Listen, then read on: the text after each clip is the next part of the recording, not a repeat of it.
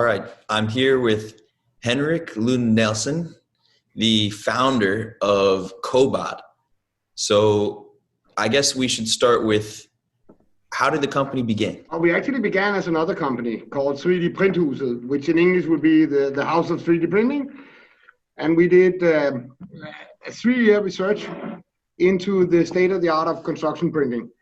So we got a grant from the Danish government to tour around the whole world. And we were the 3D printing experts. So I have guys that have been into 3D printing for 20 years. And the government here was being afraid that we were not picking up on construction printing enough in this country. So they gave us and the biggest construction company in the country called NCC a grant to tour around the whole world, find the best technology out there and take it back and present it to the Danish construction sector. Mm-hmm. So we visited 38 different companies and projects and universities, and I personally visited 35 of them. And we held 2 international conferences. Well, they turned out to be international conferences. They were supposed to be for the Danish construction sector, but quite quickly the rumor had spread that if you wanted to know about what was going on in this industry, you go see these strange Danish guys that are investigating it. So at the second conference, we actually had 55% were internationals that came. And what we did pick up on there was that, first of all, a lot of what had been published in the media was all nonsense, wrong, overstated marketing, grossly overstating what the present stage of the technology was in and what it could achieve. So this is generally what we recommend people disregard 95 to 98% of everything in what you're reading, because it's simply not true. So that was quite disappointing. The other disappointing thing was that we were not really impressed by the technology that we saw. We were actually quite disappointed. On the other hand, very positive that if we applied, our thinking to it, real 3D printing expertise to it, hey, then there would be a lot of potential. So we said, why don't we start demonstrating this by making the first 3D printed building in Europe? Because nobody had taken upon themselves to do the first 3D printed building in Europe. And of course, it had to be permitted and everything. So we did that. And that created quite an interest globally. Also because we did it typically for us. We invited 150 guests. We provided champagne. And now we will start the 3D printing of Europe's first 3D printed building, live cameras and everything. So not any of these, trick videos that is a lot out there. Mm-hmm. And because of that, let's say, honesty and transparency that we provided, that created a lot of interest from all over the world. And then following that, we even had then investors coming to us and saying, well, what you guys have been doing is great. You invented a printer in 6 months. You started printing, on a permitted building already so fast and so on. So when the building was completed, we got several investors knocking on our door. And that's when we decided to say, okay, now we need to separate this out in a separate company. And we called the building, the first building, 3D printed building in Europe, we called it the BOD, standing for Building on Demand. And now we decided to spin off a separate company just focused on 3D construction printing. And so it was quite easy to then say, okay, if this is the building on demand, then let's do construction building on demand. So Cobod, or company doing buildings on demand, which again would be abbreviated to Cobod. And so we did that starting in 18, and then quite quickly we came in contact with Peri, and then Peri became an anchor investor in the company. And the rest is history. I'm really interested in especially the first part, when you went to a bunch of different projects around the world. That's kind of what I'm doing now. Mm-hmm. Gary, to be honest, we were not quite as naive as you are. So, maybe because but we also were lucky because we had different skill sets available in that team, right? So we had me, for instance, as a senior business executive very critical to the economics and the numbers and the data. Then you had engineering people, like most of my guys, very much into, the engineering details of the printers that we were looking at. And then we had construction experts from NCC, very critical about, let's say, the construction engineering that was being applied, etc. So we had a lot of different, and we also had a materials expert, by the way. So we had 4 different expertise at place here. And of course, when you're only one-man band, it's very difficult to master all of these. I don't even think impossible. It's impossible. Nobody can have all that knowledge up and science up in your mind, right? So you can say we were way more critical in the way we investigated things, etc. Than you can do. And I also understand from a commercial point of view, you can't be very critical to people that you want to interview for a long time. That sort of makes you quite sad to speak to, and you do want people to speak to you. So obviously you emphasize all the good things that you see, and are maybe less critical on the negative side. Very true. Very true. And I also look at some of the initial marketing that was done, like when they put out the $10,000 house. Obviously, that was like the big one. That disappointed a lot of people. Score, you mean? There were different companies. Winsun claimed that they had a $10,000 house. Yeah, and then AP Score follow up with the Russian house, and then Icon had to do it better, so they said $4,000. None of it was true, though. None. It was completely nonsense. AP Score invited us over because, in our company we have 50% are Danish, and we're very proud of our Danish heritage. But then we hire the best talent we can find, so we don't really care where people are from. And with the consequence that 50% of our employees, which is now approaching 40, are actually internationals. And one of the internationals we had was a Russian. So AP Score in October of 16 held an event, Russian speaking only, in Sputnik, just outside of Moscow. They called up Georgi, our Russian, and said, listen, this was in October, don't you, Henrik, can you come and visit us? Because we're doing a live 3-day event where we will print an entire house. And that was, of course, super interesting. So Georgi came to me and said, do you want to go to Moscow 3 days to a Russian-speaking event only? I said, Georgi, 3 days only listen to Russian. I don't speak Russian. I speak a lot of languages, but I don't speak Russian. So I said to him, you go, and then you take me pictures. And on the 3rd day, especially, you take me a picture of how far they've come. And how far had they come on the 3rd day? 1 foot, maybe 1.5 foot, if you're nice.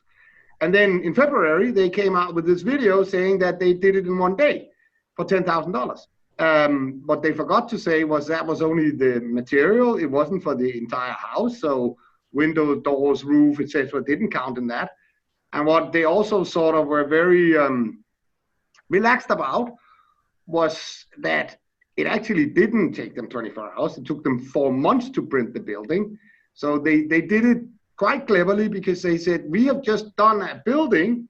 We have invented the technology that can do such a building in 24 hours.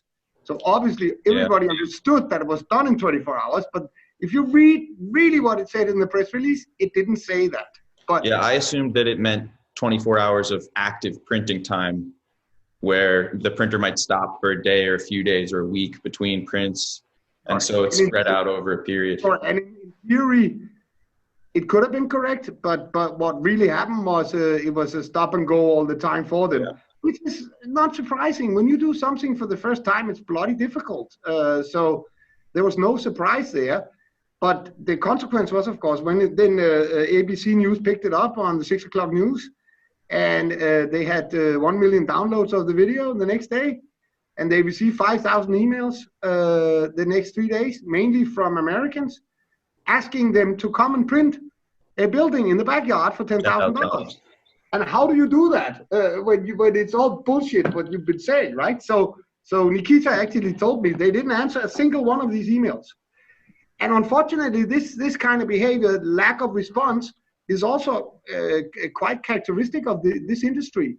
A lot of the visitors we're getting and a lot of the serious dialogues we have with people that then become customers, because we have customers all the time. We're selling printers every month. They are telling us, you're the only company that ever answer, and you answer so fast and so full, and there's no bullshit. It's all honest and direct, and we get the information we're asking for. a lot of these other companies, they're not even answering their emails. So that gives the whole industry sort of a not nice reputation for overstating, not answering emails, etc., which is exactly what then we've been trying to do the opposite. It's not great, but it's also the tech industry. Like if you try to email Rivian or one of these other electric cars tech startups, they're not going to answer you. And I think it kind of comes with the territory and also the marketing. Maybe it comes with being an American company. Because the $10,000 house, that got it out to so many people. Everybody found out about the technology. And I bet some of your investors discovered it that way. And then maybe they were dismayed at first or disappointed when they found out a $10,000 house wasn't reality. But then they saw you printing a house and they got interested and they decided to invest. No, this is very correct. This is the other side of that coin. That, the downside of the coin is that, or the bottom side of the coin is that grossly exaggerated what can be done, build up expectations that could not be met afterwards. On the other hand, created a shitload of interest. So that already there in 18, we started talking to the whole world. And we're still doing it, partially because of these overstated features of 3D construction printing. So that caught on to so many people. And, if you think about it, right now, we're tracking it. I can't remember how many we're up to. I think we're up to number 32 building or something. There are 32 3D printed buildings in the world. But these 32 buildings are the most celebrated buildings ever in history, ever. So it's created so much attention. And this is the reason why, also part of the reason why we get customers today, because of this. So you are right. That's a good side of the PR nonsense that has been out there. Yeah, and it's also a naturally interesting thing. It's so cool. Whenever I talk to people about it, they're always fascinating, huh? Initially fascinating. Yeah, that's also why we do these time lapses and so on, because there you really see it, the whole thing being made and so on, and it is fascinating, and the potential is huge. And the more we can master it, the more we apply the technology, we become better each time, right? I think that when we did the first building here, it took 2 months. And then 2 years after, that means in 19, we decided, let's try it again. Let's see, what can we do? So we made an exact copy of the first building, only the walls, of course, 3D printing the walls. And the second time, it took 28 hours. So we went from 2 months to 28 hours. Mm-hmm. We've done the same now with windmill towers. We are working with General Electric, and I can just do like that. That first tower there for General Electric. And we did it in 19, and they were all, wow, you can print 10 meters tall, and it's 100 ton. It was 100 ton. So last year, so at the end of 20, we printed a new tower, also 10 meters, this time 175 tons. So 75% more. Mm-hmm. The first time we did it, it took 3 weeks. We were not overly impressed by ourselves. The second time, it took 3 days, but 75% more material. That means an improvement in productivity of 12 times between the first time and the second time. When it was a house, it was 20 times in 2 years. This was 12 times in 1 year. And that is exactly what you can expect. So, were we doing it again, we would improve again. Obviously not so much the second time, but there would still be improvement because it wasn't perfect also the second time. Even if it only improves 5 or 10% a year, it's going to overtake the whole industry. Much more. So I would say that if we had to do that again, probably we would be cutting the time into 2. So we go from 3 days to 1.5 days. And if we then did it again, we'd probably be down to 1 day. And if we then did it again, we probably would be down to maybe 20 hours. So you'll get marginal, you'll get the diminishing marginal returns from every time you do it, but you still improve. But initial returns will be very, very big from doing it a second time and a third time. One really unique aspect of a Cobod printer, from what I've seen, is that you don't mandate the material that the printer needs to use. We are agnostic, as we say. We don't dictate.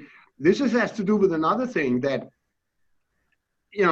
and this is again my economical background, and I already concluded that during that studies back from 15 to 17, that it doesn't help this technology can save on labor. Yes, it can also do free form, etc., but all boils down eventually to money. So, this technology in essence can save on labor. Now, if that saving on labor is offset by a higher cost in the materials, you're nowhere. You've not achieved anything. Hence, we have from the start have made it very, very clear that we go for locally available materials because they will be the cheapest. And even the first building we printed, I have a section of it here. You can see we were very, very bad at controlling the smoothness of the layers, etc.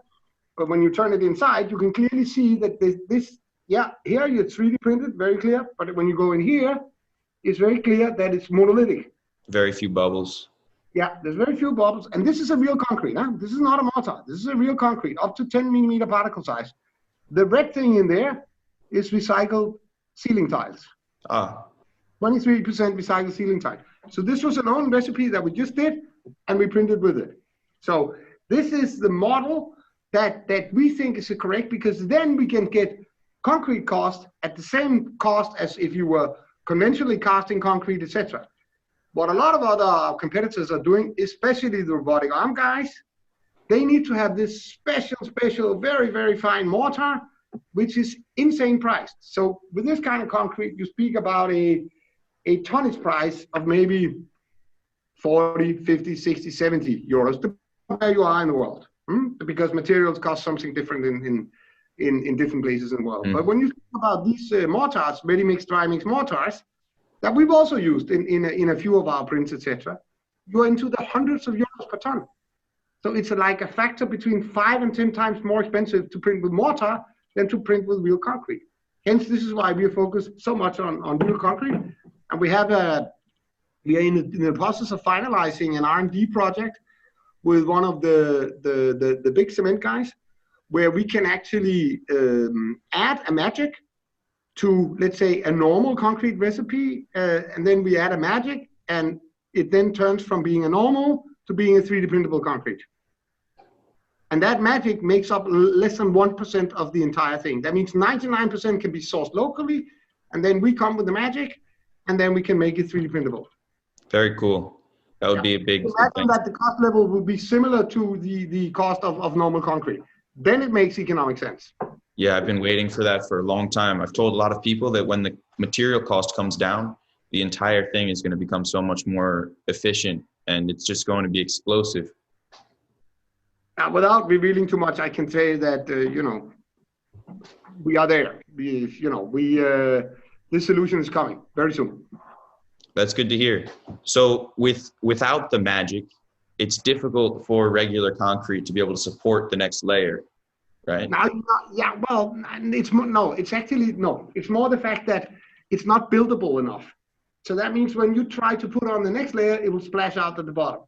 Then, of course, you can offset this by adding a lot of accelerators so that it becomes buildable. It cures faster and therefore becomes buildable. That means that the next layer can be put on all the time. But the problem with that is that then you have this highly expedited curing happening, and this will also happen when you mix the material and in the hoses. So you quite often end up in that it's going so fast that you end up having blockages of your hoses, blockages of your mixer, and so on. Hence, a solution by which you are making it 3D printable as late in the process as possible is an advantage. But again, right now it is so that without the expertise of somebody, could be us, could be somebody that is very much into construction and therefore have own concrete specialist, it's a challenge to make these. So you couldn't do it from, you yourself personally couldn't make a 3D printable concrete from one day to the next. But you can see we've just revealed that our printers were behind India's first two-story building made of real concrete, developed by the construction giant in India, which is called L&T Construction. They developed that internally. We had no finger in the game. They did that completely internally based on local available materials, and then they 3D printed in real concrete the first two-story building in India. Wow. So you didn't pick up on that one. What's that? You didn't pick up on that press release. I did. I got the email. Okay, good. Yeah, you got it from us. Yeah. Yeah. Thank you. So the project in Europe, the 2-story house, I saw there's a lot of planning. There's like a 3D printed shower. It looks like spaces for some of the plumbing and electrical. Yeah. There are two so our printers are behind two-story buildings in Europe right now, and one 3-story building. So the first 2-story building was made by our first customer, CAMC. Mm-hmm. The funny thing about that project is, in fact, it was printed by students. So, you think that this technology is so advanced and wow, this is almost science fiction. No, it's not. I mean, it's not more complex than we train some students, and then these students train some other students, and then the students together were printing that building, because CAMC as an organization doesn't have construction people. Their role is to promote new technologies and do demonstration, so have demonstrations at their facility. So they teamed up with the local university. We trained the students trained the other students, and then the students were coming in 1 day per week and printing. So but that was the first. This video, they also made it quite nice, a video. This video has so far been seen, I think, almost 500,000 times, at least more than 400,000 times. Uh-huh. Now, Peri, this year, of course, our shareholder, minority shareholder, and also the biggest, let's say, supplier of the manual competition, which is the formwork needed for casting of concrete. They embarked on their 2-story building and their 3-story building. And you're right, Peri has done a lot of preparatory work, where already in the CAD drawings, they have said, okay, we need an electric socket here, so there's no point in printing in this area, because by not printing there, we actually create the voids needed for pulling the wire, etc. So they did that for the electricity, and they did it for the plumbing. Mm-hmm. Obviously, when you go from the CAD file then into our slicer, our software, we then convert it automatically to a print file that takes these things into consideration. Yeah, that project with Peri is great. They put a lot of forethought into how they were going to do it, as opposed to a lot of other companies just printed a box and then thought about the rest later. Yeah, it's a much different project, because Peri is proving the commercial viability of this technology.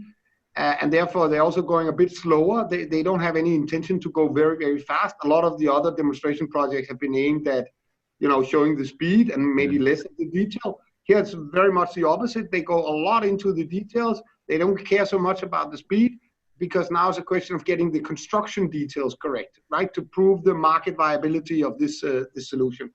Yeah, they're doing a fantastic job. But they're not the only one. I mean, you've just visited printer farms in Florida, and they're doing a fantastic job also. And in addition, they have done a one and only thing, which is that we got the order from them in the beginning of the year, last year, and so we had to supply the printer during the COVID period, where there was a lockdown on Europeans coming to the US. So it ended up that we actually put the printer down into a container in parts.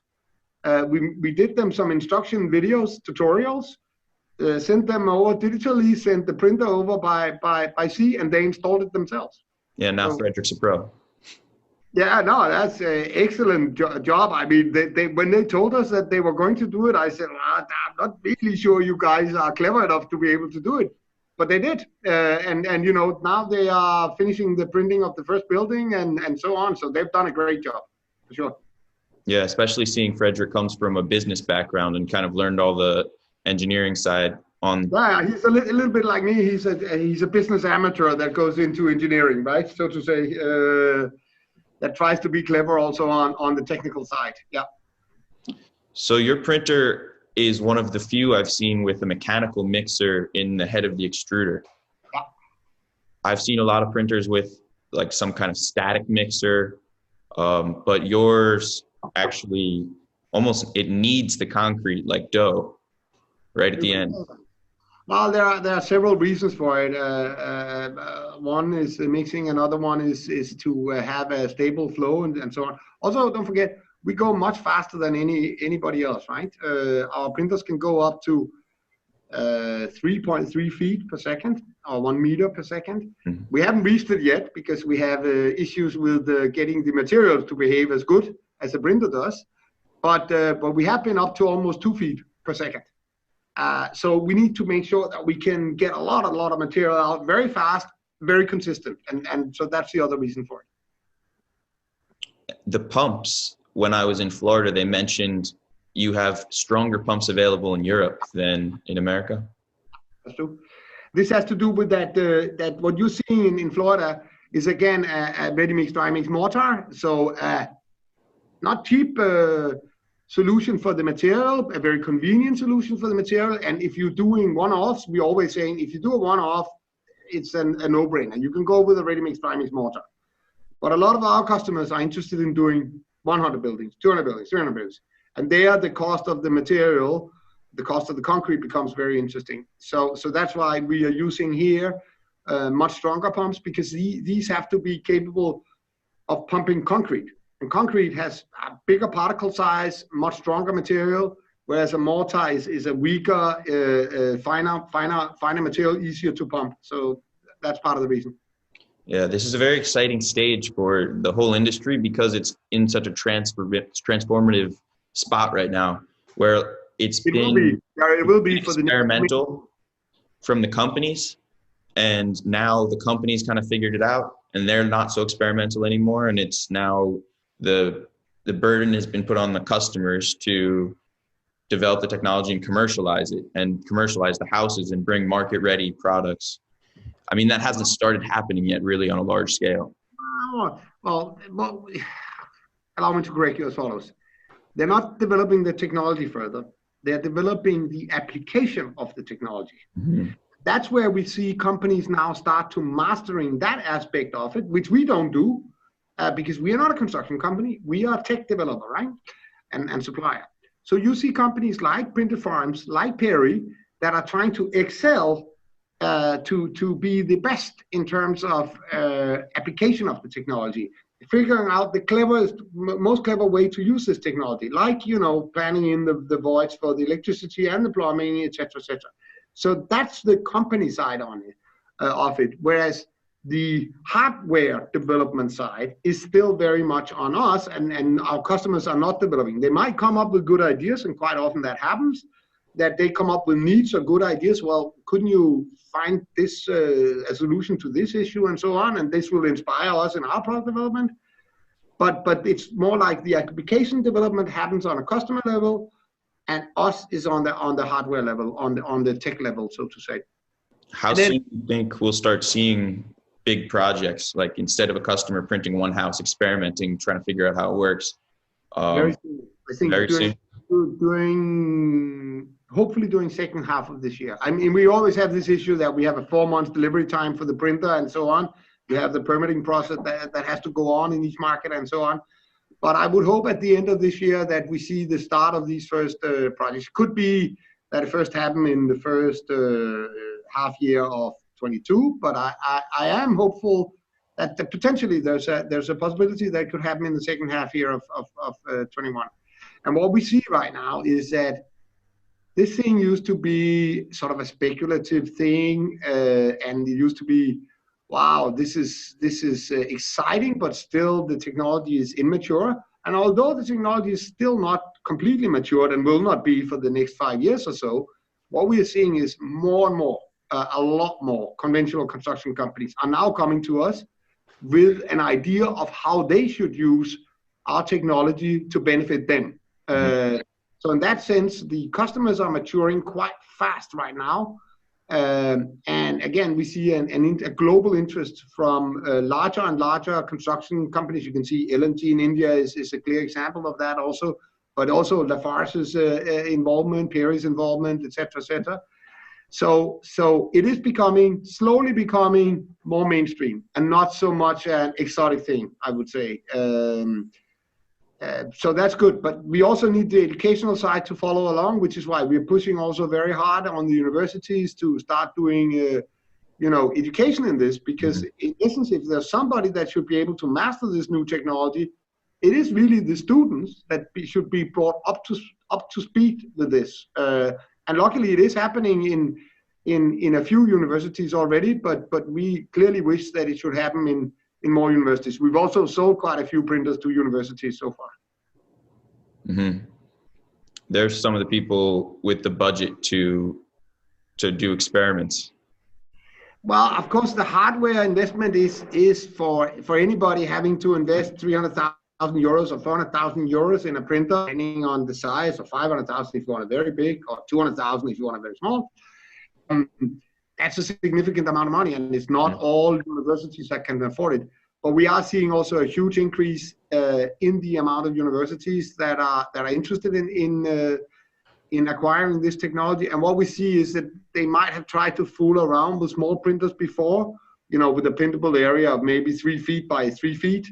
But you can't simulate a real building, a real construction site on such a small scale, because, it takes you 10 seconds, you're back again, and need to be ready for the next layer.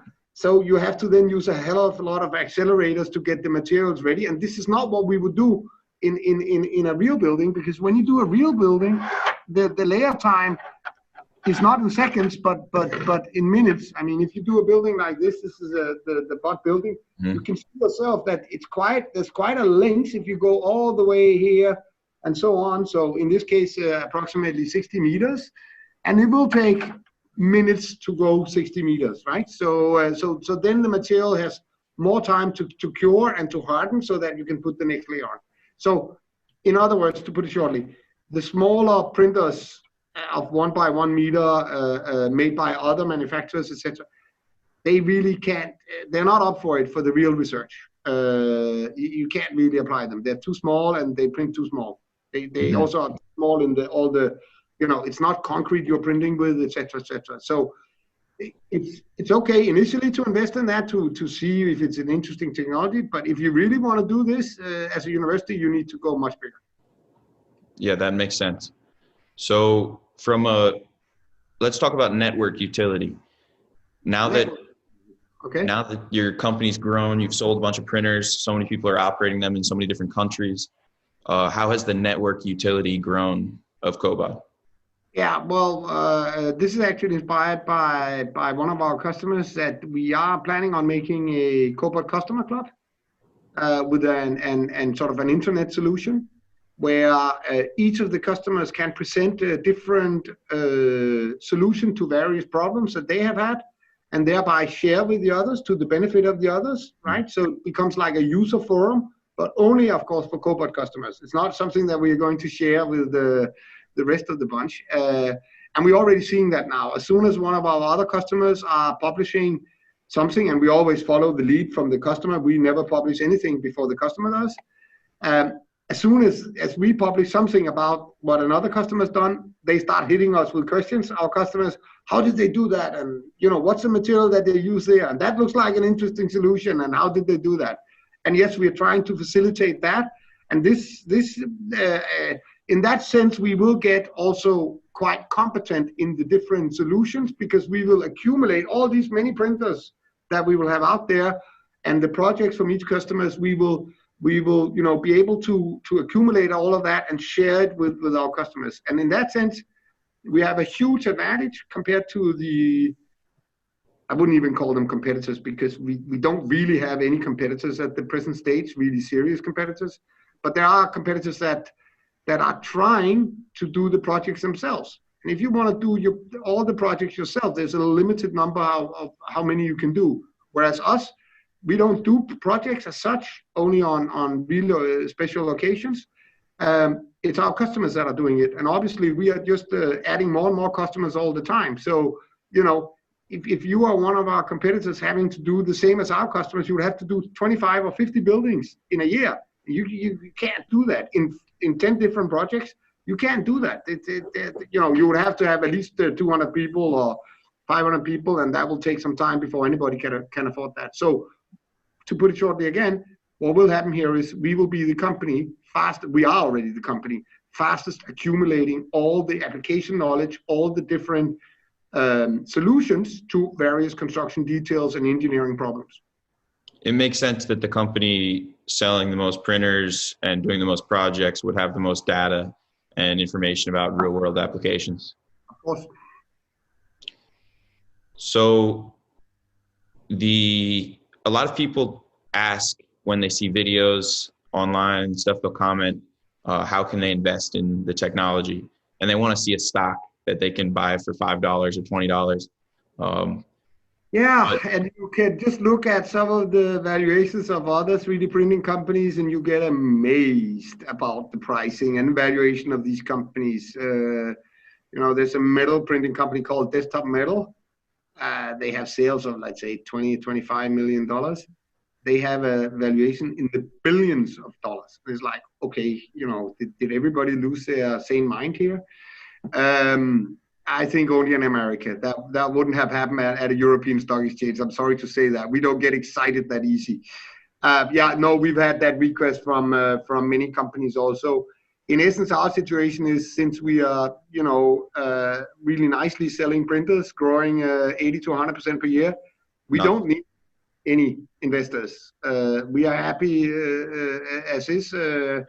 If we are to take in investors, it's because they strategically, industrially, can give us something. So we are not interested in, as such, in just financial investors that are just coming with money. But yes, there are investors that could interest us from a strategic/industrial point of view, because it could make the whole promotion of the technology easier if we got the resources also from, so it had to be one of the bigger players involved in spreading the message about this technology.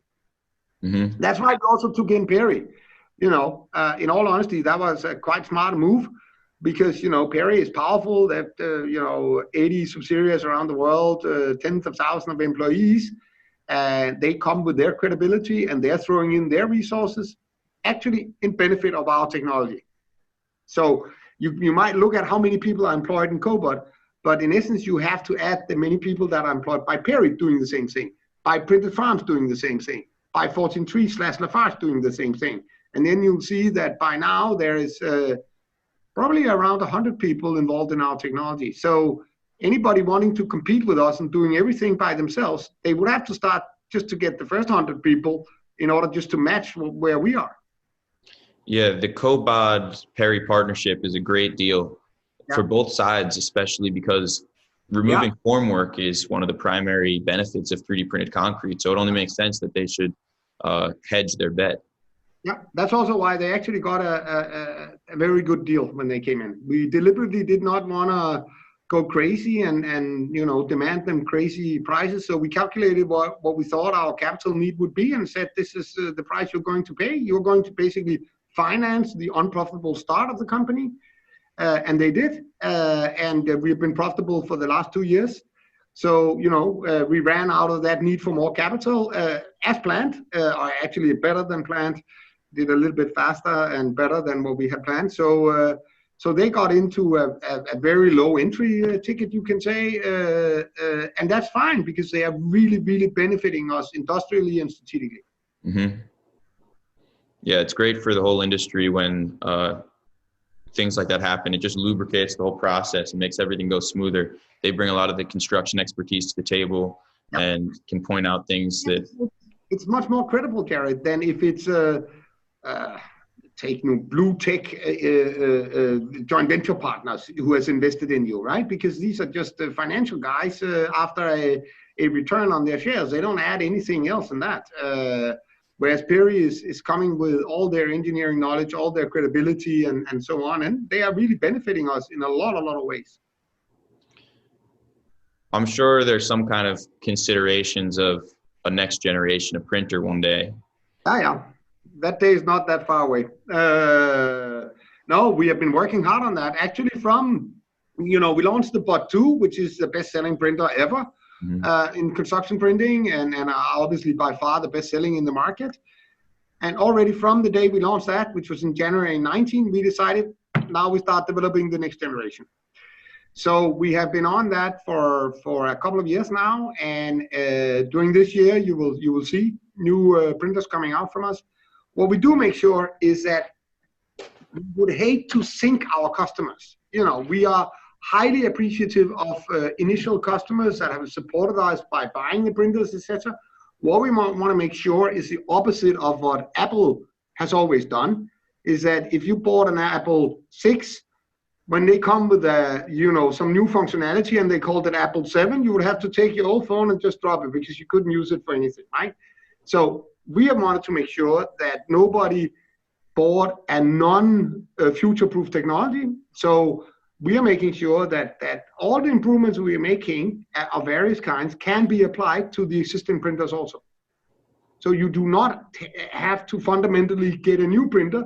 You can get some of the new functionality, some of the new features by buying parts that are sort of upgrading your existing system. Thereby, we are protecting the investments that our customers are making. Yeah, that's fantastic. A company called Prussia, I don't know if you've heard of them. They make a desktop 3D printer, and they're known for one of the best consumer-facing desktop 3D printers. I first got interested in 3D printing. Yeah, sorry, I pronounced it wrong. Yeah, of course I know Prusa. Yeah, of course, yeah. They have the same model, and when I got I was really impressed by that because it's a commitment to the customer. That it doesn't let the customer feel cheated.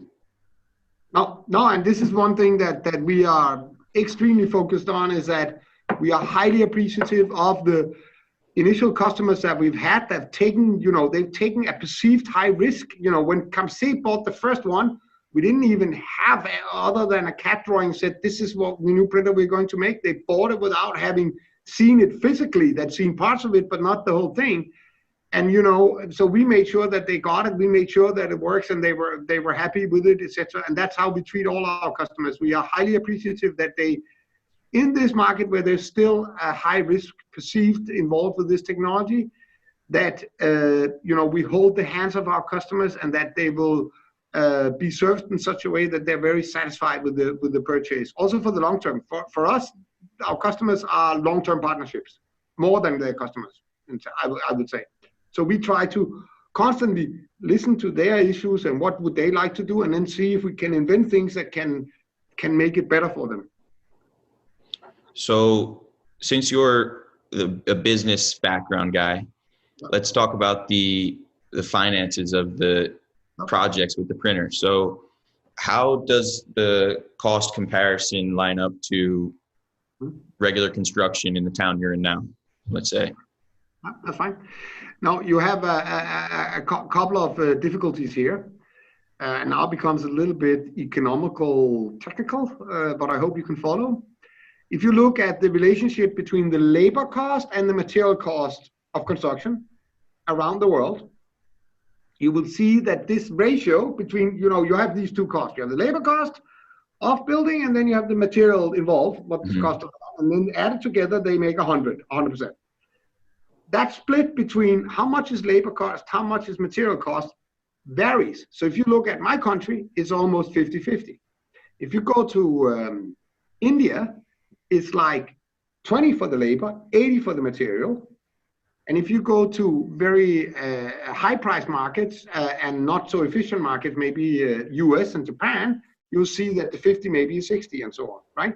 So when you have a saving on one of them, but not on the other, you can imagine yourself that significance of that saving will vary between the different markets. So that's one complexity in let's say, pinpointing one answer to your question. That is, it all depends on where you are in the world and what your relative costs are between labor and material. Okay, so that's number one. Number two, quite easy.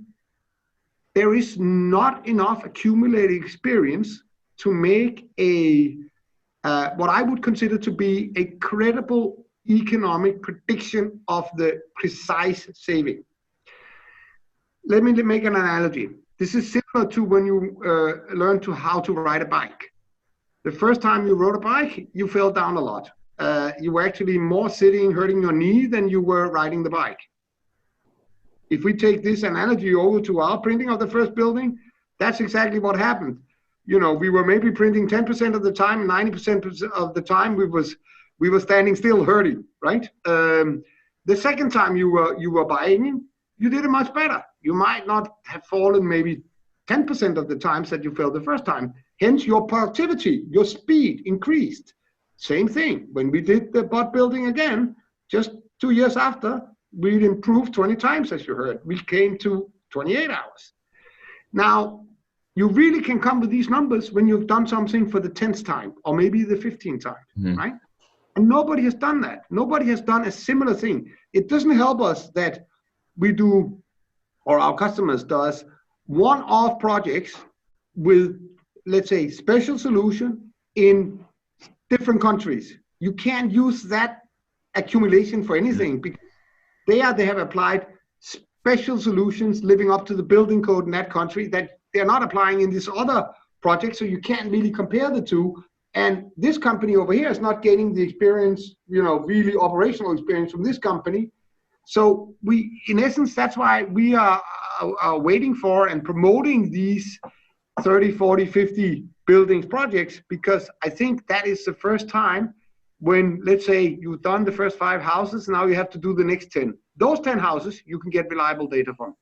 You cannot get reliable data for one-off projects done for the first time. It's meaningless because it will be worse than the conventional. And this is also what we tell all our customers, really honestly, say, if you think you're going to make money on the first project or during the first year and you can recoup your investment in the printer, you can forget it. You come to the wrong guys. We will never promise you that. You have to think about, this is the future, and I need to get my feet wet with the future, and I need to master the future because thereby I'm gaining competitive advantage for the future.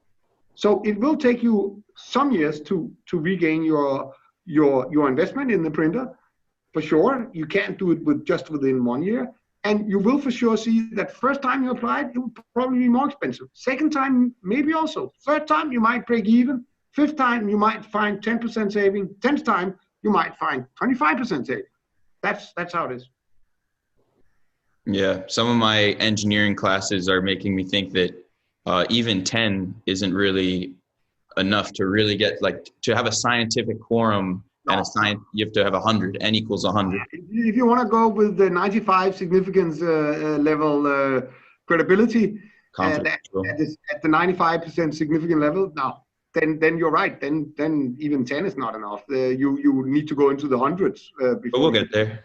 Yeah, we'll get there. And also, as I explained before, if you took the tower, the windmill tower as an example, 3 weeks the first time, 3 days the second time. I then predicted if I had to do it again, 1.5 days. I then predicted if I had to do a 4th time, 1 day. You see that it's a curve going like that, and I think it's called exponentially decreasing or whatever, or logarithmical decreasing. I can't remember anymore. But you get a lot of return initially on from number 1 to number 2 and from number 2 to number 3.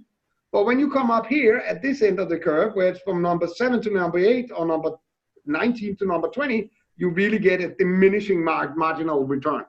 So that's when you start seeing that line there, more or less becoming flat, that's when you, in essence, statistically significantly can predict what are the real costs.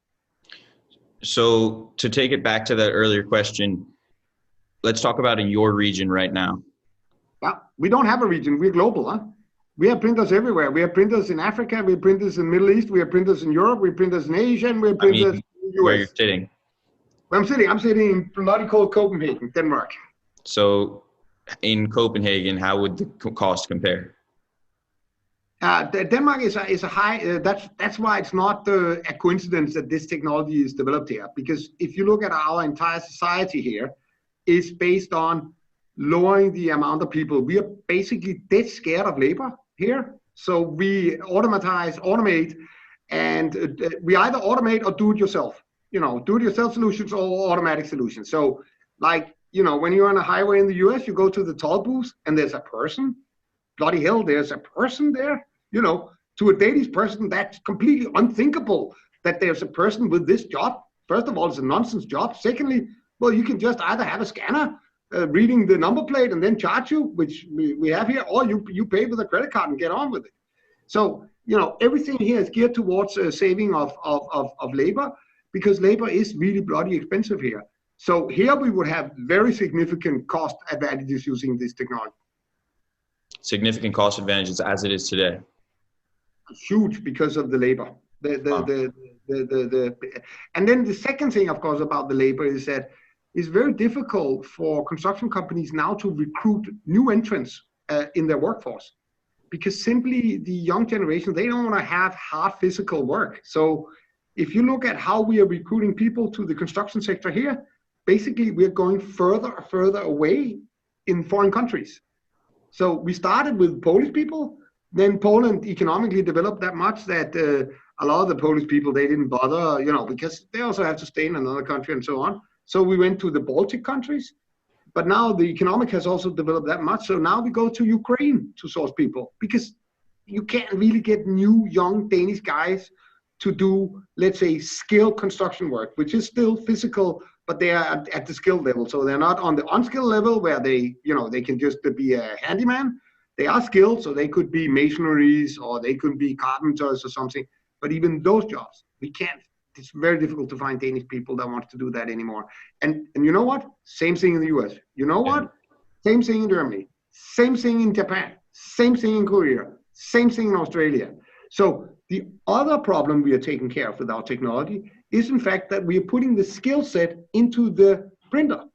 Thereby, and also we are making the entire physical work redundant because it's being done by the printer. So by doing these two things, you then come from being highly unattractive as a business to be hired by to becoming super attractive, because all young people want to have laptops and play around with robotics and so on.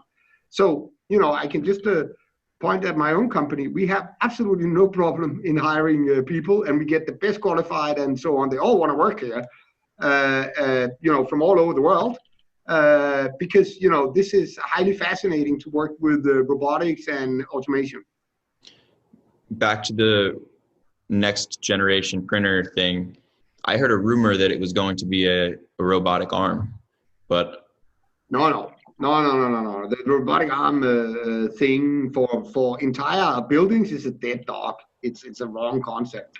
You can only print small elements. You have to cast the elements together, and you break the building code in most countries. At least you break it here in Europe if you do that, because you have concrete on concrete, inside and outside wall. So you would have to put insulation either on the inside or on the outside of that wall, and that means that the wall will become this big. So please notice that there's not a lot of buildings here that have been done with robotic arms, simply because it's an inefficient way of doing it. And if you look at some of the projects that we're doing, can you imagine the Wallenhaus project, 380 square meters in Germany, being done with a robotic arm printer? Nah, it's a nightmare to try to do that. No, so it's going towards bigger and bigger printers, bigger and bigger buildings. Now, this thing about the robotic arm, well, it could be that we will use the robotic arm for something else, but not for the printing. That's for sure. Why can't the gantry system of the printer become structural supports for the building? And it could, but it's too expensive. There's no economic point in doing that. You can buy structural, let's say, reinforcement of the building cheaper than buying the printer. But when you scale it up, the cost to build the structure and make it sturdy becomes higher. No. The economics doesn't work, Jared. Believe me, I've been there. I've been looking at it. The only application where we've actually seriously investigated, because the initial economic analysis revealed that there could be something in this idea, was for the windmill towers. Because the windmill towers end up having a void inside, and then there's a lift there. Mm-hmm. So now if the printer could start as a printer and then be turned into a lift afterwards, that would make sense. But again, these lifts are actually, when you calculate it, they are not that expensive. So no, that wouldn't make sense. That's a dead dog. Eric, go somewhere else. It's dead dog. Do you think we'll ever be able to 3D print skyscrapers? No, I don't think we will. But I think we will be able to print so tall, and you can dictate the amount of floors or storage yourself, whether it's 5, 6, 7, 8, 9, or 10, but to cover 98% of the market. I think we'll be able to develop a technology, because if you look at skyscrapers, yes, how many buildings do you have in the US? Pick a number. You probably have, I don't know, at least 100 million, I would think. And of how many skyscrapers do you have? Not even 1 million, right? Skyscrapers as buildings. So the skyscraper market, yeah, it's fascinating, very fascinating. But if you look at the vast majority of buildings, I mean, here in our country, in our capital, I can point at maybe 10 buildings that I believe in the future that I couldn't do But all the rest I could do. I believe. I wish I was more familiar with the Copenhagen skyline so that I could understand. But the Copenhagen skyline is typical for any old European city. I mean, the city is 1,000 years old, the oldest kingdom in the world, right? Older than England, in fact. We have our kings and queens going back 1,000 years in the same family and so on. But so therefore, the city center is lots and lots of old houses, and then you have a few skyscrapers here and there. And in essence, it's the same thing. If you go to Berlin or you go to Paris or something, you have what's it called out there, the district. They have a sort of a skyscraper district. Can't remember what it's called now. Embarrassing. Okay, but they have that. But the very center, the original center, and let's say 98% of the area of Paris is covered with buildings that are maximum like 6 floors or 7 floors. Mm-hmm. And those I believe we can do. Yes, for sure. Yeah, a lot of places like India only want to see kind of bigger buildings, and their goals are to do like G+5, G+7. Yeah, but I still think that's within what is reasonable to expect that we can do. Yeah. Mm-hmm. So, but you're right, especially in a lot of these developing countries where you have a lot of people close to the city center, and the cost of land is very high. The only economic sensible thing is, of course, to use a smaller piece of land relatively to the square feet or square meters of living area that you're putting in. And the way to do that is, of course, to build taller and taller. Mm-hmm. So yes, but even in those countries, you will find that less than 2% of the buildings are more than, say, 8 stories. How much attention do you have to put towards software? A lot. We have dedicated engineers just doing software development, and constantly we are developing new solutions to the software. And we also, because we're adding so much new functionality and features to the printers, as you heard me speak about before, next generation things, we need to have dedicated guys on the software development. Because one thing is we can do let's say the hardware part of it, but that doesn't help if the software we can't control it. So we need the software to follow along with all this hardware development that we're doing. So the software is mostly controlling the printer from the computer, or do you have other softwares for generating the G code? It's the link. You can say it's a linkage from the AutoCAD file to the print file. Mm-hmm. And that link is now automated. It's automatic, so you don't have to do programming of the computer of the software. The programming happens by itself. Jared, I have a problem because that's what the guy was making me aware of. I have a call here at 4 o'clock. I thought an hour would be enough. We can continue another day if you like. I can speak for hours about this technology, as you can hear. I know. Let's call it a day for today, and maybe we'll pick it up another time and try to block off a little more time next time. You want 2 hours? I would love 2 hours next time, but I appreciate it. It's been a great conversation. It went by like this. Yeah, it did.